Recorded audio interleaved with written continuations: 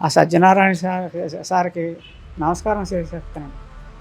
ఆయన దయతలిసి ఆడికి ఇబ్బంది పెట్టకుండా కొంచెం తప్పు చేశాడు. నా మొహం చూసి వాడిని రక్షించండి.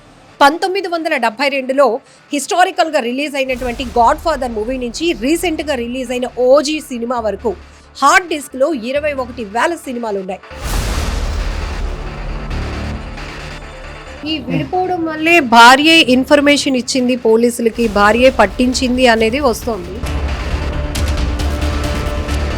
అంటే మరి వార్తల్లో నేను విన్నది మీరు ఎలాగ ఉన్నారో నేను అలాగే ఉన్నాను. మా మనవరాలు తలుచుకుంటే ఏడుపస్తుందండి. మా మనవరాలు అంత మంచిది. మా మనవరాలు ఏటన్నారు కమిషనర్ 21,000 సినిమాలు ఉన్నాయంట. 50 లక్షల మంది పర్సనల్ డేటా. మీ గురించి సంబంధం లేదు. నేను రాత్రే చెప్పాను కదా మీకు, మీ వరకు ఒక వర్గం మీ అబ్బాయిని చాలా మంచిగా పోగొడుతున్నారు. చాలా మంది పేదలకి సినిమా ఉచితంగా అందించాడని మీరేం చెప్తారు దీని మీద? మీరే చెప్తున్నారు పేదలని. ఇప్పుడు ప్రెస్ మీట్ పెట్టారు. మొత్తం ఒక హార్డ్ డిస్క్లో 21,000 సినిమాలు ఉన్నాయట. 20 కోట్లు సంపాదించాడట. ప్రస్తుతానికి 3 కోట్లు ఫ్రీజ్ చేశామని నేరుగా పోలీసులు చెప్తున్నారు. సజ్జనార్ కదా ఆయన, సజ్జనార్ గారు. సో ఆయన తెలుసు కదా, ఆయన స్పెషలిస్ట్, ఎన్కౌంటర్ స్పెషలిస్ట్. సో ఇప్పుడు మనతో పాటు ఐ బొమ్మ ఓనర్ రవి, ఇమంది రవి వాళ్ళ నాన్నగారు ఉన్నారు, చిన్నప్పారావు గారు. ఆయన రిటైర్డ్ BSNL ఎంప్లాయ్. చాలా గౌరవంగా బ్రతకాలి అనుకునే వాళ్ళు ఆయన చాలా నిక్కచ్చిగా ఉంటారు. నా వల్ల ఎవరికి చిన్న హాని కూడా జరగదు, అలా అని నేను ఎవరి వల్ల హానికి గురయ్యే పరిస్థితి ఉండదమ్మా. ఎందుకంటే నా సంపాదన, నా ఉద్యోగం, దాంతోనే నా కుటుంబాన్ని నడుపుకొని వచ్చాను. పిల్లల్ని కనగలం కానీ వాళ్ళ బుద్ధిని అయితే కనలేం కదా. ఈరోజు మీడియాలో వస్తున్న వరుస కథనాలు ఇవన్నీ చూస్తుంటే కనుక ఇలాంటోడా నా కొడుకు చి అని అనిపిస్తోంది అంటూ అతను నిన్నటి నుంచి కూడా మీడియాతో మాట్లాడుతూ వస్తున్నారు. కనీసం డిగ్రీ వరకు నేను వైజాగ్లో చదివించాను, వాడు పుట్టింది కూడా ఇక్కడే, కాకపోతే హైదరాబాద్ వెళ్ళి సెటిల్ అవుతాడు, మంచి పొజిషన్కి వస్తాడు అనుకున్నాను, కానీ ఇదంతా తతంగం నడుపుతాడు, పైరసీలు చేస్తాడని నేను అనుకోలేదు అంటూ అతను నిన్నటి నుంచి ఆవేదన వ్యక్తం చేస్తున్నాడు. దీంతోనే వరుస కథనాలు చూస్తూ కూడా ఆయన కొంచెం హెల్త్ కూడా ఇబ్బంది పడే పరిస్థితి ఉంది. సో ఇప్పుడే సజ్జనార్ గారు కూడా ప్రెస్ మీట్ పెట్టి అసలు ఐ బొమ్మ ఓనర్ అయినటువంటి రవి ఎలాంటి యాక్టివిటీస్ చేసుకుని వచ్చాడో ఒక లిస్ట్ అవుట్ చేసినప్పుడు 1972లో హిస్టారికల్గా రిలీజ్ అయినటువంటి గాడ్ ఫాదర్ మూవీ నుంచి రీసెంట్గా రిలీజ్ అయిన ఓజీ సినిమా వరకు హార్డ్ డిస్క్లో 21,000 సినిమాలు ఉన్నాయి. ఉదయం ఒక సినిమా థియేటర్లో ప్లే అయితే సాయంత్రం కల్లా అది HD ప్రింట్తో పైరసీ అనేక వెబ్సైట్లలో అందుబాటులోనికి తీసుకురావటమే ఐబొమ్మ కాన్సెప్ట్. ఇలా 1 కాదు 2 కాదు 21,000 సినిమాలంటే సినీ పరిశ్రమను, అటు బాలీవుడ్ టాలీవుడ్ పరిశ్రమ ఏ స్థాయిలో కోట్లలో నష్టపోయిందో కూడా అర్థం చేసుకోవచ్చు. ఆ స్థాయిలోనే నిర్మాతలు కూడా హైదరాబాద్ పోలీసులకు ఐబొమ్మ నిర్వాహకంపై అనేక కంప్లైంట్లు ఇచ్చారు. 6 నెలలుగా ఐబొమ్మ నిర్వహిస్తున్నటువంటి నిర్వాహకుడైన రవి గురించి సెర్చ్ కూడా కొనసాగింది. ఎట్టకేలకు ఫ్రాన్స్ నుంచి, అంటే విదేశాల నుంచి వచ్చినటువంటి అతన్ని కూకట్పల్లి CCS పోలీసులు అరెస్ట్ చేయటం, ఈ అరెస్ట్ తర్వాత అతని విచారణలో అనేక అంశాలు బయటపడటం షాకింగ్ అనిపిస్తోంది. ఇంటర్నేషనల్ లింక్స్ కొనసాగాయి. అతను తండ్రి నమ్మలేకపోతున్నాడు, నా కొడుకు ఎదుగుతాడు అనుకున్నాను, కానీ ఇంత ఇంటర్నేషనల్ లెవెల్లో సంబంధాలు ఏర్పరచుకొని కోట్లు సంపాదించి ఇట్లా సినిమాలను కూడా, భారీ బడ్జెట్ మూవీలు, కష్టపడి తీసే సినిమాలను కూడా ఇలా పైరసీలు చేసేసి తప్పుదోవ పట్టించే విధంగా వాడు చేశాడంటే నేను నమ్మలేకపోతున్నాను. ఒకవేళ ఇదంతా నిజమే అంటున్నారు కాబట్టి పోలీసులకే అప్పజెప్పేస్తున్నాను అన్నట్టు కూడా ఆయన నిన్నటి నుంచి చెప్తున్నటువంటి మాట. ఎందుకంటే వాడి మీద నాకు ప్రేమ లేదు, పగ లేదు, కానీ తప్పు చేస్తే ఎవరైనా శిక్ష అనుభవించాల్సిందే అనే ఒక సింగిల్ స్టేట్మెంట్ అయితే వాళ్ళ నాన్నగారు ఇస్తున్నారు. సార్ ఇప్పుడు వరకు మీకు చూపించాను కదా ప్రెస్ మీట్, 1972 అట. అప్పటి నుంచి లేటెస్ట్గా రిలీజ్ అయిన ఓజీ సినిమా వరకు అంటే 21,000 సినిమాలు పైరసీలు చేశాడట HD క్వాలిటీలో. ఏంటి వీడు పుట్టడమే 85 అమ్మా, కానీ ఆ పాత సినిమాలు కూడా తెచ్చుకొని చేశాడు అనమాట. అవన్నీ మనకు తెలదు, మీరు అందరూ చెప్తేనే నాకు తెలుసు. కాబట్టి మరి నాకు తెలిసి న్యూస్ చూసి నాకు తెలిసింది ఇదే, కానీ ఇక నాకు ఇండివిజువల్గా నాకు తెలియదు. మీరు చెప్పడం, న్యూస్ చూడడం తప్ప నాకు ఏమీ తెలియదు. జీరో, నాకు ఏమీ తెలియదు అంటే జీరో. నేను ఉదయం వరకు నాకు జీరో, ఏమీ తెలియదు. ఆ తర్వాత మా వాళ్ళు ఫోన్లు చేసి అది చేసేసి ఏదో చూసిన వాళ్ళు ఉంటారు కదా, మా తమ్ముళ్ళు మా పెళ్ళిళ్ళు మా అందరూ ఫోన్లు చేసి చెప్పారు. చెప్తే అప్పుడు నేను యూట్యూబ్లో చూస్తే వరుసగా వచ్చేస్తాను అన్ని ఛానల్ నుంచి. ఏటురా బాబు ఈ కర్మ మనకి, ఎందుకు ఎలాంటి పనులు ఎందుకు చేయాలి మనం, ఎందుకు తిన్నందుకు మనం ఇంత చాలు కదా, ఎందుకు అడ్డుగా ఎందుకు సంపాదించడం, ధర్మంగా రూపాయి సంపాదించిన చాలమ్మా, అధర్మంగా 10 రూపాయలు సంపాదించడం ఎందుకు వేస్ట్, ఎందుకు వేస్ట్, మనకు అనవసరం చాలు. మనశ్శాంతి లేనిది డబ్బు ఎందుకమ్మా, మనశ్శాంతి లేనిది డబ్బు ఎందుకు, మనకి మనశ్శాంతి ఉండాలి. తిన్నది అంబలైనా పర్లేదు గింజ అయినా పర్లేదు, మనశ్శాంతి ఉండాలి. ఆ మనశ్శాంతి లేకుండా ఇప్పుడు నాకు చేస్తాను. నాకే 5 రకాల జబ్బులు ఉన్నాయి. ఇప్పుడు తెల్లారులేసి నేను తినలేదు, తిందామంటే ఎవరు తినేస్తున్నారు కదా, గడికొకరు వస్తున్నారు, ఒకలేమో అంటున్నారు. నేను సాయంత్రం అలాగే తమ్ముడు వచ్చారు. ఇప్పుడు నా రోజే అన్నారు మీరు. రవి ప్రేమ పెళ్లి చేసుకున్నాడండి. ప్రేమ కాదండి, అక్కడెక్కడో అమ్మాయికి నచ్చింది, ఆ అమ్మాయిని చేసుకుంటాను అన్నాను. ఆమె ఏం చేస్తుంటారు? ఆమె మంచి ఉద్యోగం చేస్తుందండి, మంచి ఆఫీసర్ ర్యాంక్ ఉద్యోగం ఆవిడ. ఆవిడ మాత్రం చాలా మంచి ఉద్యోగం. ఆవిడని తప్పు అనుకోలేను. మనవాడి ప్రవర్తన ఆవిడతో మంచిగా ఉంటే మంచిగా ఉంటారండి అవతలాళ్ళు. కాకపోతే ఏదో ఒక మాట అనుకుంటారు భార్య భర్తలు అన్న తర్వాత, దాన్ని అడ్జస్ట్మెంట్ చేసుకోవాలా. అలాగని అంత మాత్రాన విడిపోయినంత ఇదేముంది కాదా మరి. అలాగా ఈ విడిపోవడం వల్లే భార్య ఇన్ఫర్మేషన్ ఇచ్చింది పోలీసులకి, భార్య పట్టించింది అనేది వస్తుంది. అంటే మరి వార్తల్లో నేను విన్నది మీరు ఎలాగన్నారో నేను అలాగే విన్నాను. అది మా న్యూస్లో ఏం తెలుదు నాకు, ఆవిడే చేసిందని ఎలాగంటాను, వార్తలు చూసి అనుకోవడం తప్ప అది నిజం అబద్ధం నాకు ఎలా తెలుస్తుందమ్మా. నేను నిజం అన్నా అబద్ధం అన్నా నాకు తెలిసిందే మీకు చెప్పగలను, తెలియదు మీకు చెప్పలేను. ఒక సినిమా తీయాలంటే, ఒక సినిమా మనం థియేటర్కి వెళ్ళి చూడాలంటే ఎంతో మంది పనిచేస్తారు, ఎంతో కోట్లు ఖర్చు పెట్టి చేస్తారు, ఎంతో మంది సిబ్బంది ఉంటారు, వాళ్ళందరూ దీని మీదే బతుకుతారు కదా, దీని మీదే బతుకుతారు చేస్తారు. మరి ఎలాంటి పనులు చేస్తే వాళ్ళు డబ్బులు రావు కదా, వాళ్ళకి రాకపోతే అపురూపాలు అయిపోతారు డబ్బులు. ఇప్పుడు వ్యాపారం ఉంటుందండి, ఏదో వ్యాపారం చేసుకుంటాం, మన నష్టం వస్తే అంత బాధ, వాళ్ళు అలాగే నష్టపోతారు కదా, తప్పు అది. అంటే చిన్నప్పటి నుంచి ఒక ద్వేషం ఏమైనా ఉందా సినిమా వ్యవస్థ పైన కానీ? అలాగేం లేదమ్మా, ఎందుకంటే 1, 2 కాదు 21,000 సినిమాలు. అంటే అయితే మీరు చెప్పిన బట్టి చూస్తే సినిమా అంతా ధ్యాసం లేదు, డబ్బులు సంపాదన అని అనుకుంటున్నాను నేను. అంతేగాని అది నాకు పక్కాగా నేను ఇలా అంటున్నాను ఇది కన్ఫర్మ్ కాదు. మరి మీరు చెప్పిన బట్టి చూస్తే ఆ సినిమా అంతా ధ్యాసం కాదు. చిన్నప్పుడు బట్టి ఇన్నాడు కదా, సినిమాకి వెళ్ళాలనుకోండి మాకు డబ్బులు ఉన్నప్పుడు అప్పుడు మా ఫ్యామిలీ 2 పిల్లలు నా భార్య నేను వెళ్ళేవారు, బస్సు ఎక్కి వెళ్ళేవారు, సినిమా తీసుకుంటారు, మళ్ళీ బస్సు మీద వచ్చేసారు అంతవరకే. మరి పిల్లలు వదిలేసి మేము వెళ్ళేవారు.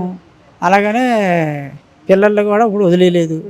అలాగా వెళ్ళగలిగిన సినిమాకి వెళ్ళేవారు, తక్కువ టికెట్కి వెళ్ళారు వచ్చేసారు. పెద్ద ఖరీదైన టికెట్లు అవి కాదు, తక్కువలోనే తీసుకుంటారు, వెళ్ళారు చూసారు వచ్చేసారు. చిన్నప్పటి నుంచి మీ అబ్బాయి రవి బాగా తెలుగుగా బ్రిలియంట్గా ఉండేవాడా, టెక్నికల్గా కూడా? ఎందుకంటే ఈరోజు ఇంటర్నేషనల్ లెవెల్లో ఒక సిస్టమ్ని ఏర్పాటు చేసి తనే ఓనర్ అవ్వడం, ఇంతమందిని ఇందులో నెట్వర్క్లోకి దింపడం, 20 కోట్లు సంపాదించడం. మీరు చెప్తున్నారు డిగ్రీ వరకే నేను చదివించాను అని, ఆ తర్వాత ఇంకేమైనా తన ఎడ్యుకేషన్ కొనసాగిందా? చదువుకున్నాడు, మన ఆంధ్ర యూనివర్సిటీలో చదివాడండి. ఆ తర్వాత పాస్ అయ్యానని కూడా చెప్పాడు. మరి ఏం చదివాడో ఏం పాస్ అయ్యాడో నాకు వెళ్తాడు. నాకు ఎడ్యుకేషన్ పెద్ద లేదు, తక్కువ. కాబట్టి అవన్నీ నాకు తెలియదు, అటు చెప్పినా నాకు అర్థం అవ్వదు. ఇంకెందుకు అర్థం అంతా మళ్ళీ తిరిగి అడిగినా వేస్ట్. అప్పారావు గారు, మీరు ఇందాక ఒక మాట అన్నారు, డబ్బు సంపాదించాలనే వాడికి ఆలోచన అయి ఉంటది, సినిమా అంటే ద్వేషం కాదని. అలా అని మీరు అంత పేదరికం కూడా కాదు. BSNL లో మీరు తిన్నందుకు లోటు లేదమ్మా, తిన్నందుకు లోటు లేదు, ఇంకేంటి కావాలి మనిషికి? తిన్నందుకి మనకి లోటు లేనప్పుడు ఇంకేం కావాలి? ఏదో ఉన్నది మనకు ఉండడానికి నీడ ఉంటుంది. అది లేని వాళ్ళు కోట్లాది మంది ఉన్నారు మన భారతదేశంలో. అడుక్కున్న వాళ్ళు కూడా ఆడుకున్న బాధ ఆడుకుంటుంది, కానీ మనకు ఆ బాధ లేదు కదా. భగవంతుడు మనకు భిక్ష పెట్టాడు కదా, ఆ భిక్ష చాలు మనకి. దాని మీద ఆడికి చేత కాకపోతే నేను ప్రోత్సహిస్తాను, డబ్బులు నాన్న ఇంత డబ్బులు కావాలి అంటే నేను ఇస్తాను. ఏది వ్యాపారం చేసుకుంటానంటే నేను అడిగాడా అంటే నేను ఏదైనా బిజినెస్ పెట్టుకుంటాను, నాకు పెట్టుబడి పెట్టాను, లేకపోతే నేను ఇది చదవాలనుకుంటున్నాను, ఇలా అవ్వాలనుకుంటున్నాను, నాకు ఫలాందని చెప్పలేదు, డబ్బులు కావాలన్నాడు.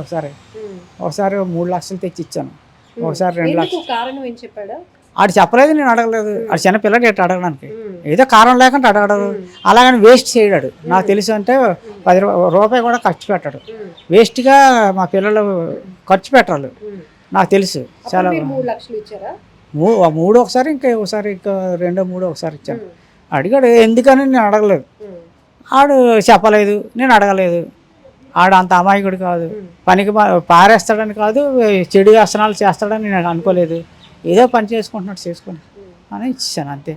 మీకు తెలిసిన మట్టుకు మీ అబ్బాయికి ఫ్రెండ్స్ ఇతర కంట్రీల్లో ఉన్న వాళ్ళు ఎవరైనా అలాగేమో లేరమ్మా. మాకు 15 ఏళ్ల క్రితం హైదరాబాద్ వెళ్ళిన అబ్బాయి కరేబియన్ దీవుల్లో దగ్గర నుంచి ఈ యాక్టివిటీ అంతా చేస్తున్నాడు అంటే మరి అక్కడ నుండి ఎవరైనా ఫ్రెండ్స్ వాళ్ళు తగిలేరేమో తెలదు. మాకు అంత విదేశాల్లో కాదు, హైదరాబాద్లో కూడా లేరు ఎక్కువ.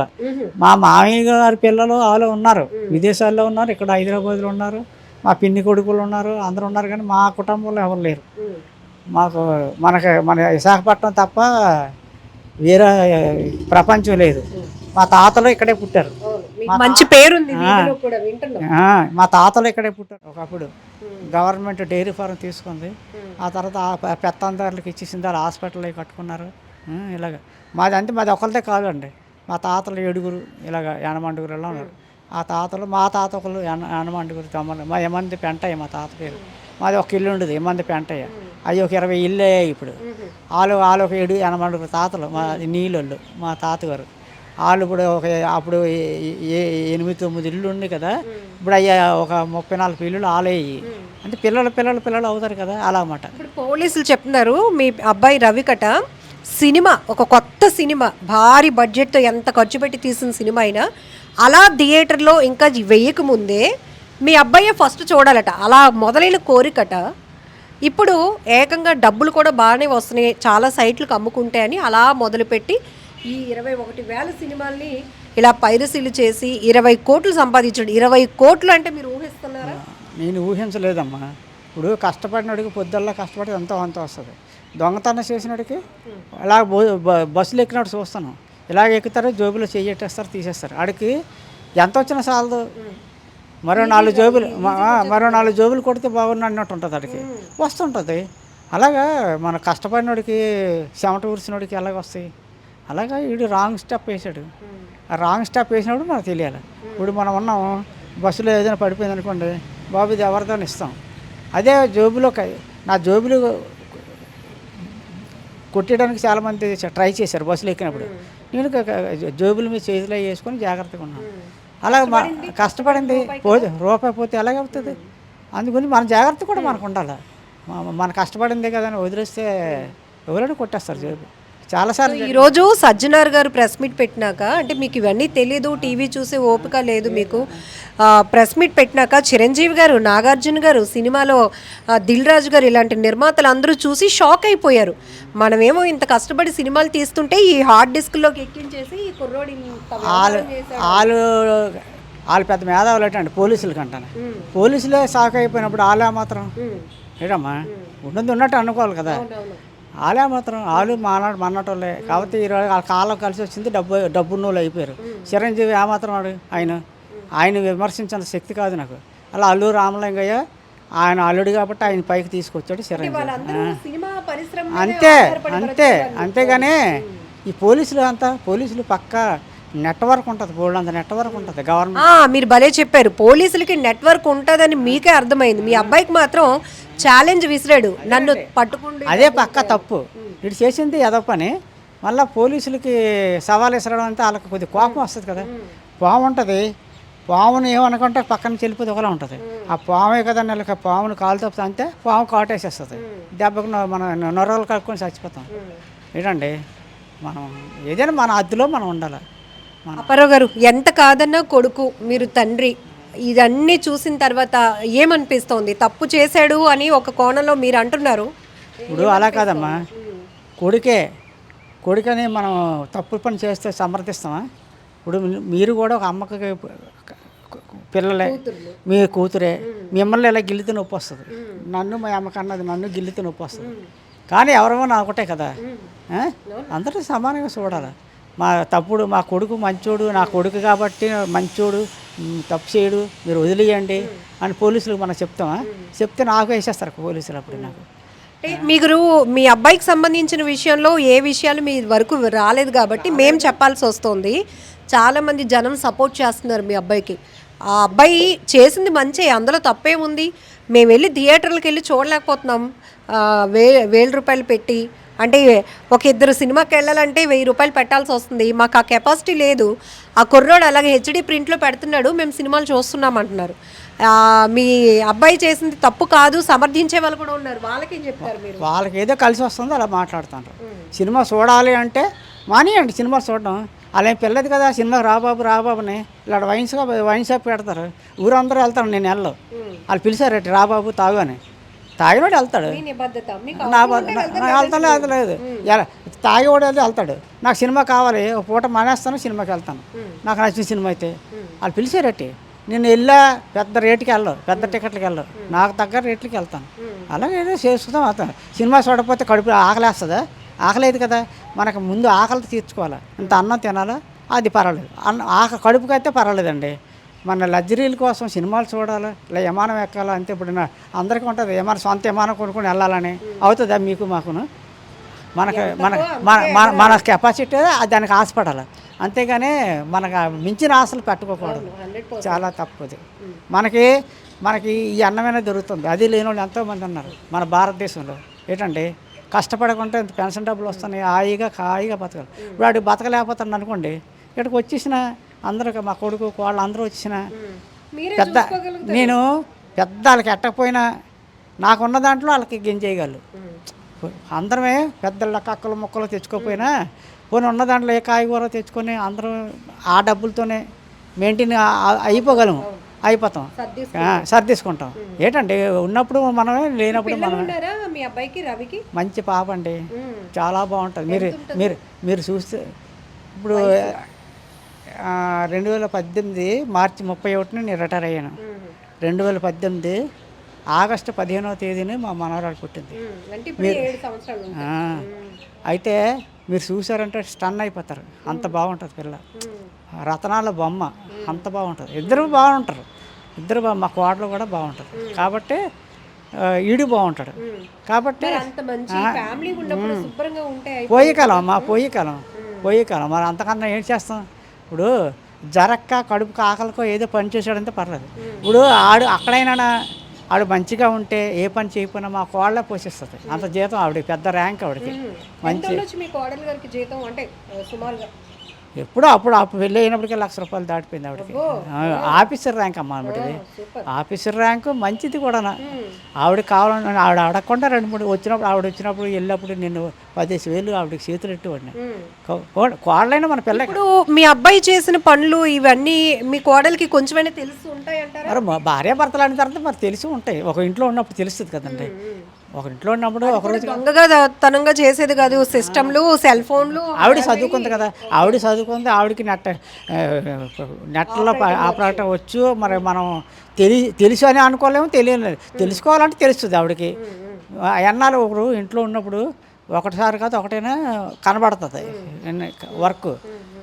నానాటోడికి చూసినా తెలియదు, ఎందుకంటే నేను చదువు అంత ఏం చేసుకోలేను, మనకు అలాంటి చేత కాదు. కాబట్టి తెలిసిన వాళ్ళు తెలుస్తుంది కదా. చదువుకుంది ఆవిడ, ఆ పిల్ల కూడా బాగా చదువుకుంది, మంచి ర్యాంక్, ఉద్యోగం. నాకు పని లేదు అంటే ఆవిడే పోషిస్తుందండి. ఆవిడని మంచి చేసుకుంటే ఆవిడే పోషిస్తుంది. ఇప్పుడు చివరిగా మీరు ఏమైనా సజ్జనార్ సార్ కానీ ఏమైనా రిక్వెస్ట్ చేస్తారా ఒక తండ్రిగా? ఆ సత్యనారాయణ సార్కి నమస్కారం చెప్తానండి. ఆయన దయతలిసి ఆడికి ఇబ్బంది పెట్టకుండా కొంచెం తప్పు చేశాడు.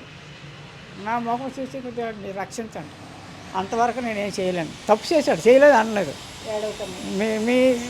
మీ బాధ్యత మీరు చేస్తారు. నన్ను వదిలిస్తే మా మనవరాలు తలుచుకుంది ఏడుపు వస్తుందండి. మా మనవరాలు అంత మంచిది, మా మనవరాలు అయ్యో చాలా మంచిది, ఎంత ప్రేమ. మాట్లాడుతుంటారు ఫోన్లో కోడలు చిన్నప్పుడు. మీకు తెలియదు కదా, మీకు తెలియకుండా జరిగిన విషయాలు ఇవన్నీ. మరి అంతే. మరి ఆ సార్ కాడి గురించి మా మనవరాలు బతికినట్టు చూసి పెట్టండి. ఆడికి ఒక బుద్ధిసేపు వదిలేయాలంటే ఆయన కూడా చట్ట ప్రకారంగా చేయగలడు. ఆయన మాత్రం ఏం చేయగలడు? ఆయన సొంత ఇంట్లో పని కాదు కదా ఇది. కాబట్టి ఆయన వదిలిస్తే మాత్రం ఉన్నోళ్ళు ఊరుకోరు కదా.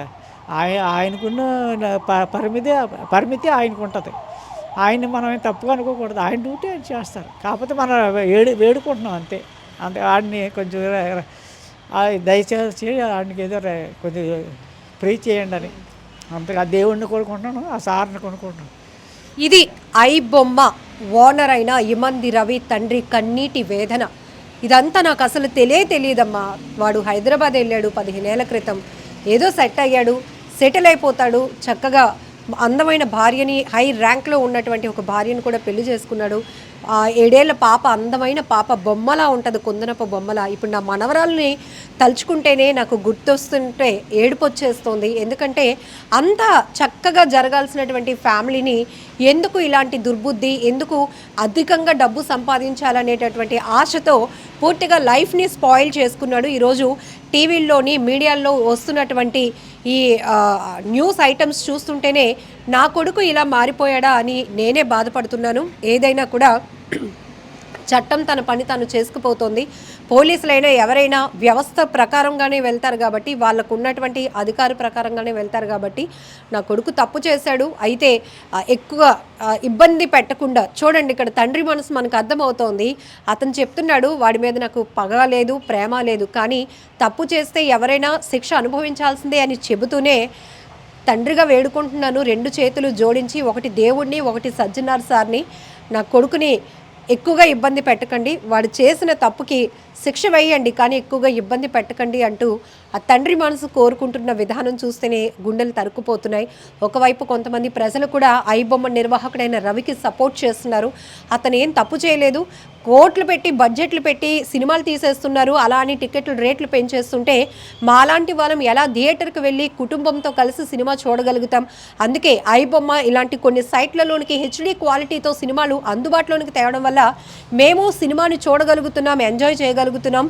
మేమైతే కనుక ఐ బొమ్మ రవికి సపోర్ట్ చేస్తున్నామంటూ కొంతమంది సోషల్ మీడియా వేదికగా కూడా పెద్ద ఎత్తున తమ అభిప్రాయాలు షేర్ చేసుకుంటున్నారు.